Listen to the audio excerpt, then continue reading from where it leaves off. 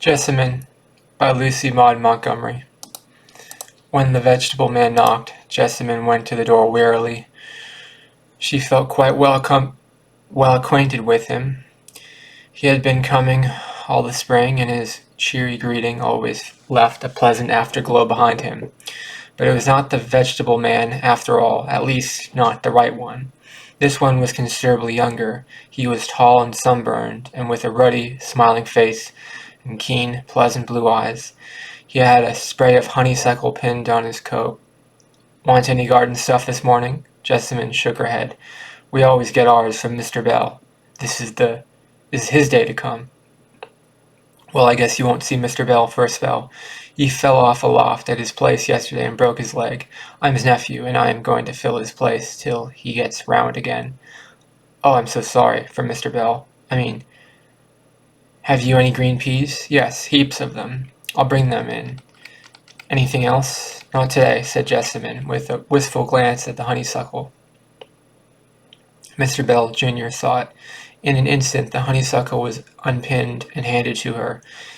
"If you like posies, you're welcome to this. I guess you're fond of flowers?" he added, as he noted the flash of delight that passed over her pale face. "Yes, indeed. They put me in so a mind of home, of the country. Oh, how sweet this is. You're country bred, then?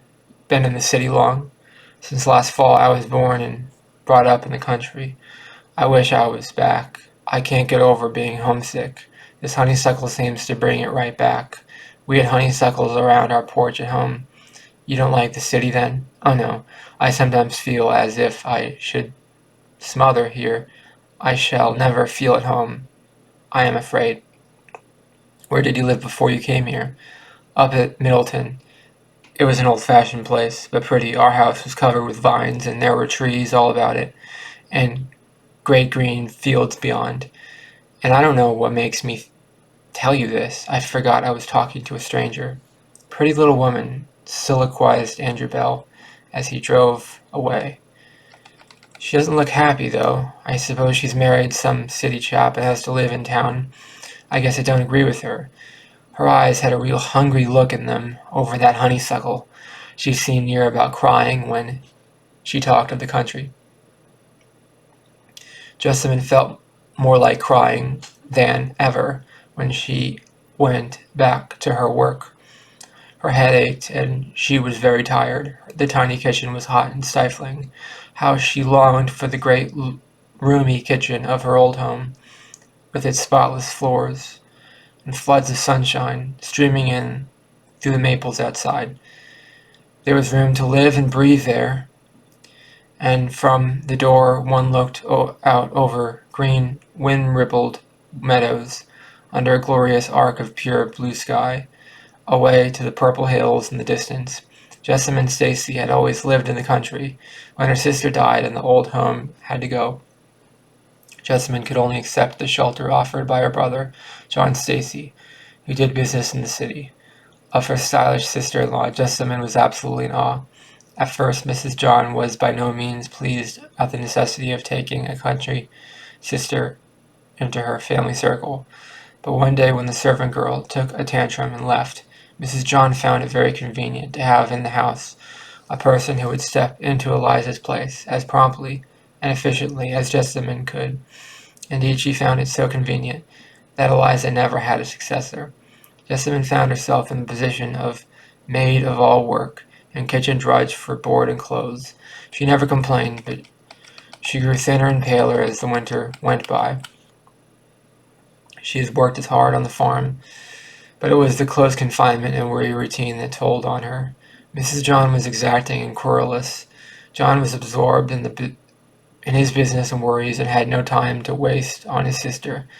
Now when the summer had come, her homesickness was almost unbearable. The next day Mr. Bell came. He handed her a big bunch of sweet briar roses. "Here you are," he said heartily. "I took the liberty to bring you these today, seeing you're so fond of posies. The country road are pink with them now. Why don't you get your husband to bring you out for a drive some day? You'd be as welcome as a lark at my farm.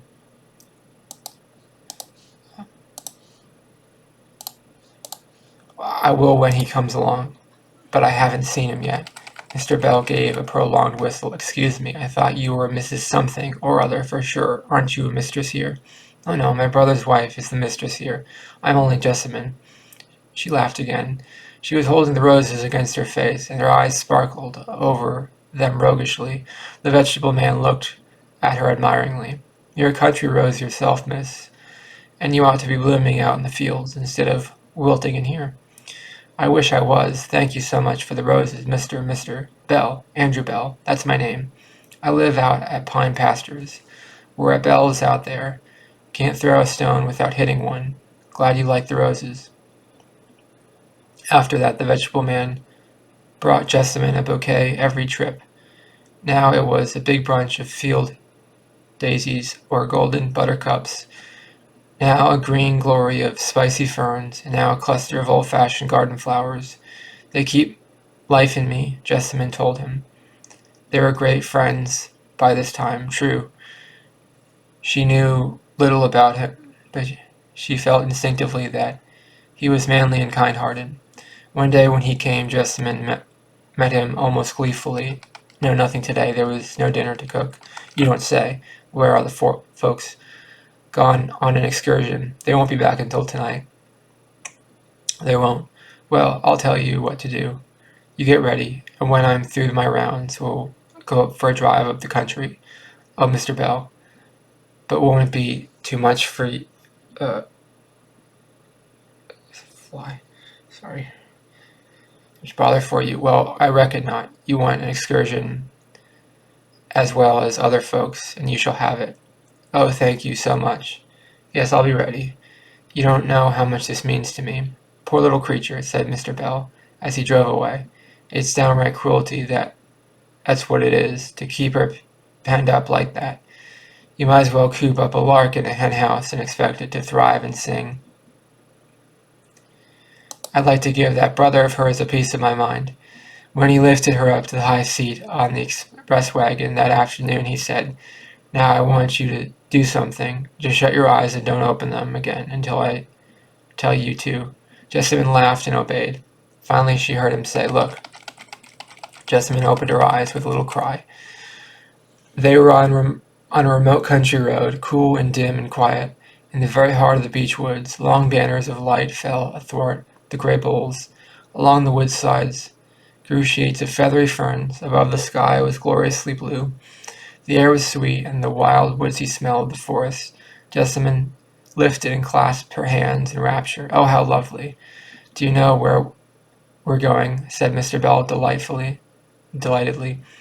Out to my farm at Pine Pastures. My aunt keeps house for me, and she'll be real glad to see you. You're just going to have a real good time this afternoon. They had a delightful drive to begin with, and presently Mr. Bell turned into a wide lane. This is Cloverside Farm. I'm proud of it, I'll admit. There isn't a finer place in the country. What do you think of it? Oh, it is lovely. It is like home. Look at those great fields. I'd like to go and lie down in the clover. Mr. Bell lifted her from the wagon and marched her up a flowery garden path. You shall do it, and everything else you want to. Here, Aunt, this is the young lady I spoke of. Make her at home while I tend to the horses. Miss Bell was a pleasant-faced woman with silver hair and kind blue eyes. She took Jessamine's hand in a friendly fashion. Come in, dear. You're welcome as a June rose.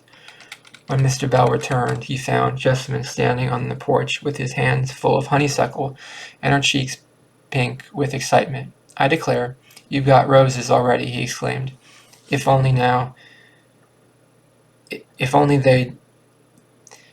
only stay now and not bleach out again. What's first now? Oh, I don't know. There are so many things I want to do. These flowers in the garden are calling me, and I want to go down in that hollow and pick buttercups. And I want to stay right here and look at things. Mr. Bell laughed. Come with me to the pasture and see my Jersey calves. There's something worth seeing. Come on this way, Miss Stacy. He led the way down the lane. The two women following together. Jessamine thought She must be in a pleasant dream. The whole afternoon was a feast of delight to her starved heart. When sunset came, she sat down, tired out but radiant, on the porch steps. Her hat had slipped back, and her hair was curling around her face. Her dark eyes were aglow. The roses were blooming in her cheeks. Mr. Bell looked at her admiringly. If a man could see that pretty sight every night, he thought, and great Scott, why can't he? What's to prevent? I'd like to know. When the moon rose, Mr. Bell brought his team around, and they drove back through the clear night, past the wonderful stillness of the beech woods and wide fields. The farmer looked sideways at his companion. The little thing wants to be petted and looked after, he thought. She's just pining away for home and love. And why can't she have it? She's dying by inches in that hole back in town. Jessamine, quite unsuspecting the farmer's meditations, was living over again in fancy joys of the afternoon. The ramble in the pasture, the drink of water from the spring under the hillside pines, the bountiful old-fashioned country supper in the vine-shaded dining room, the cup of new milk in the dairy at sunset, and all the glory of skies and meadows and trees. How could she go back to her cage again? The next week, Mr. Bell Sr. resumed his visits, and the young farmer came no more to the side door of number 49. Jessamine missed him greatly. Mr. Bell Sr. never brought her clover or honeysuckle.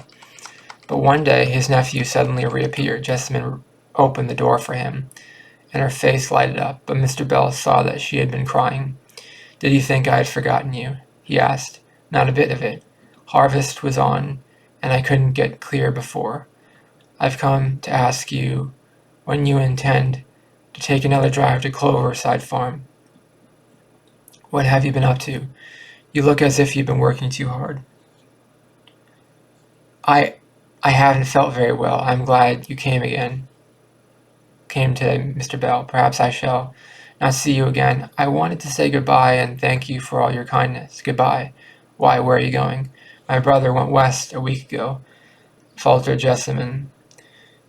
She could not bring herself to tell the clear-eyed farmer that John Stacy had failed, and he had been obliged to start for the west without saying goodbye to his creditors. "His wife and I are going too next week." "Oh, Jessamine," exclaimed Mr. Bell in despair, "don't go. You mustn't. I want you at Cloverside Farm. I came today to propose, to ask you. I love you, and I'll make you happy if you'll marry me. What do you say, Jessamine?" Jessamine, by the way of answer, sat down on the nearest chair and began to cry. "Oh, don't," said the wooer in distress. "I didn't want to make you feel bad. If you don't like the idea, I won't mention it again.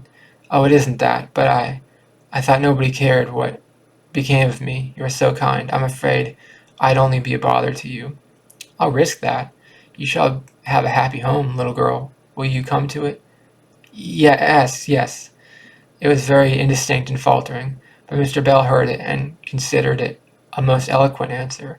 Mrs. John fumed and sulked, and chose to consider herself hoodwinked and injured, but Mr. Bell was a resolute man, and a few days later he came for the last time to number 49 and took his bride away with him.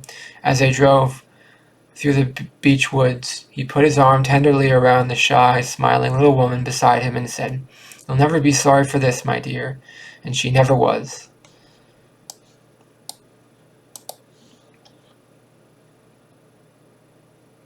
And that's the end of Jessamine by Lucy Maud Montgomery.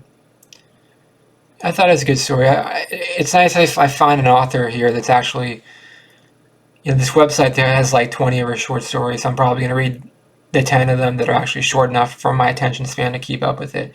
But it's nice I actually found an author I can actually, A, understand what they're saying, and B, the stories are relevant or whatever, and not like outdated or, It's glad I found an author that can actually write timeless stories.